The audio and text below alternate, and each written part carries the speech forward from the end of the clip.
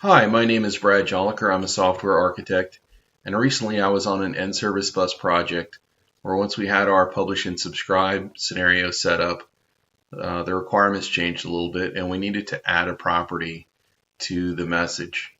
We had a lot of conversations about how should we implement the versioning, or should we even do versioning? Should we let deserialization kind of handle things?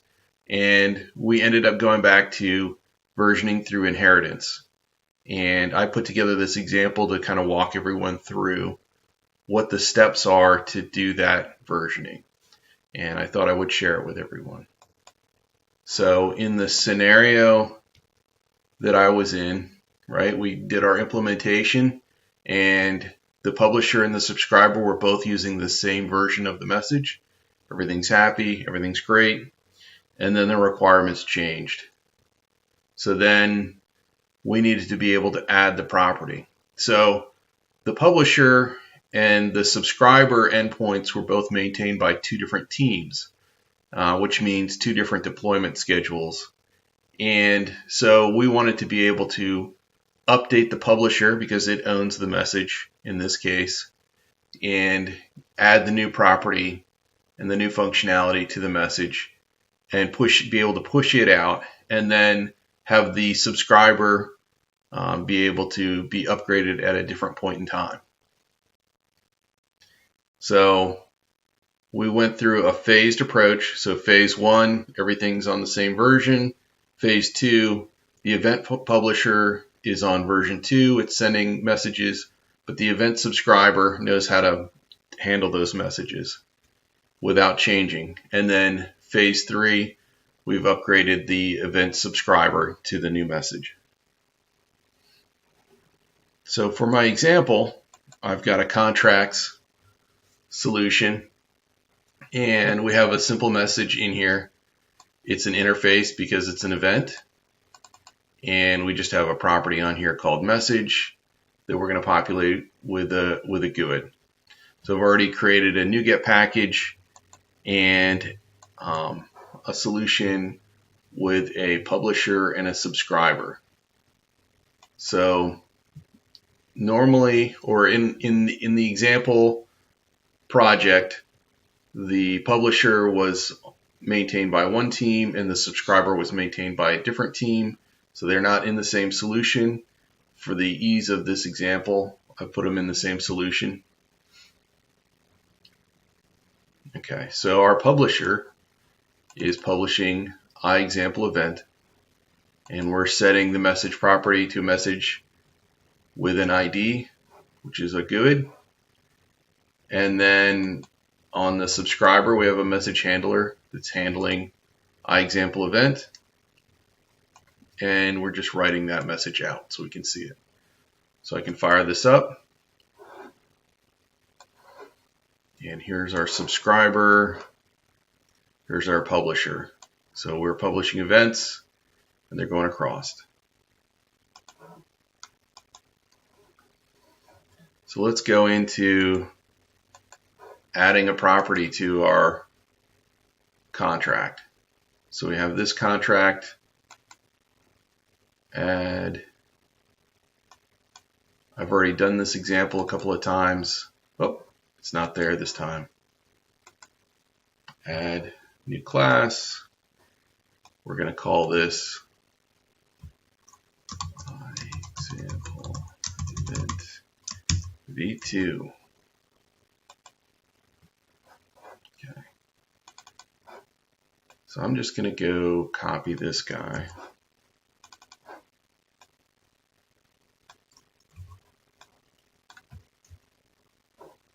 So this is version 2. And we're going to get rid of this. And we're going to inherit from iExample event.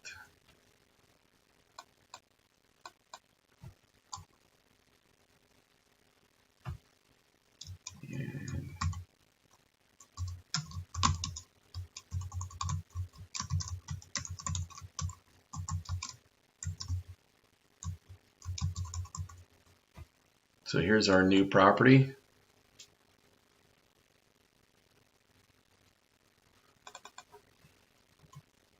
Sorry, this is an event. This is a interface. So here's our new property. So version 2 is inheriting from iExample event. And we're going to go package this up into a NuGet package. Go to properties here, increment my version.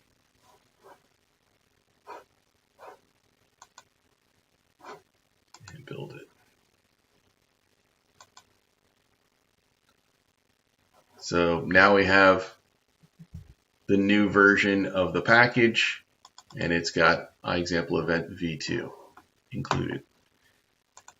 So the next step we will do is we will go update our publisher. And in here we will go into manage NuGet packages. And we're going to update this guy. So let me see, we've got an update.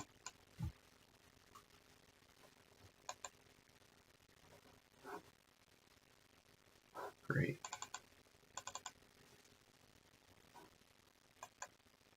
So now in our publisher, we're going to say v2.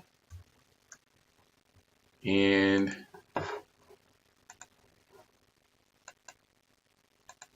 we're going to populate our new property. So now at this point, our publisher has implemented the new version, and our subscriber is still on the previous version of the message. We haven't updated the subscriber yet. And I can run this, and if everything goes smoothly, it still works. So because of polymorphism, the subscriber still knows how to pick up and process the version 2 message that it's actually receiving. So the next phase will be to go in and update our subscriber. So I'll go in, we're going to update this guy.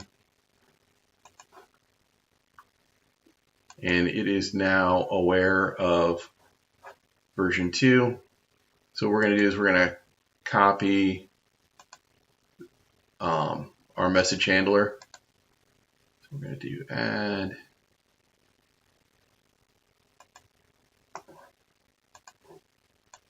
Already got one sitting out here.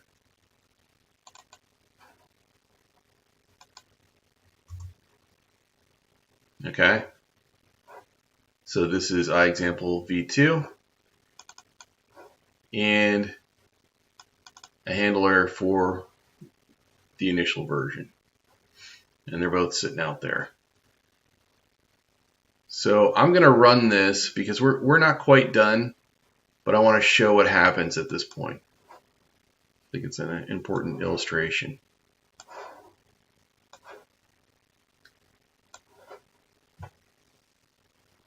We see here that each one of these messages is actually being handled twice. So it's being handled under version 1 and handled under version 2 scenarios. This is not what we want, so we're going to fix that. We're going to go back to version 1. I'll put a little if statement in here.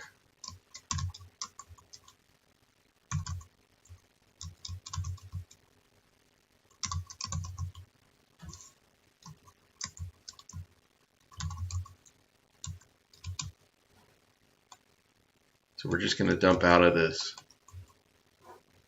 if we are version 2. I'm also going to mark this as obsolete.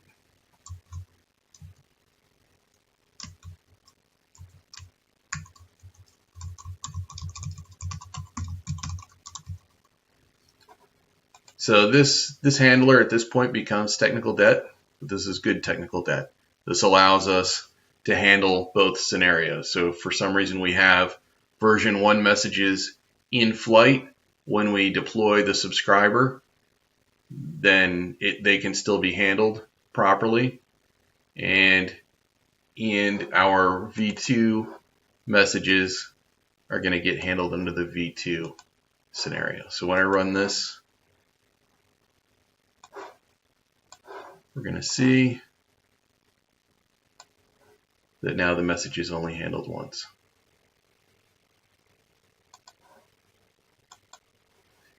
So as you can see, this is pretty simple once you know all of the different steps and are familiar with them.